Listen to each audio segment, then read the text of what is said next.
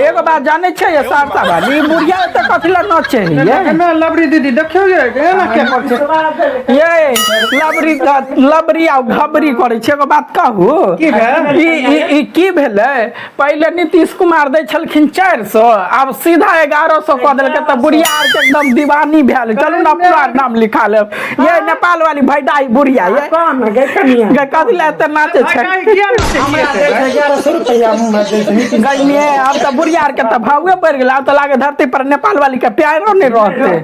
हम तो गैया के है मैच पड़ जात भाई खौना भाई सारा दी मैच पड़ जतो सुन ना नेपाल वाले रंटी से करामत होती कथी केना बढ़ेते हमरा नहीं बुझल है भाई अपना के उम्र छौरी छपाटी के देतो बुढ़िया 60 साल के होय तब दे है। मैं तो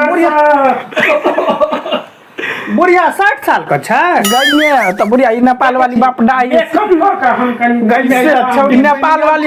नेपाल वाली सिफली है रंडी छिलका दो बनाना हमरा उम्र के छौरा सब रहे दीवाना भेल अखन तो हां गे नेपाल वाली बुझै छ अखन तो ओने आब तो 1100 ले ढौ में रखे नेपाल वाली मोदी मोदियो के रोल छै में दीदी मोदिया तो डबल इंजन सरकार। हां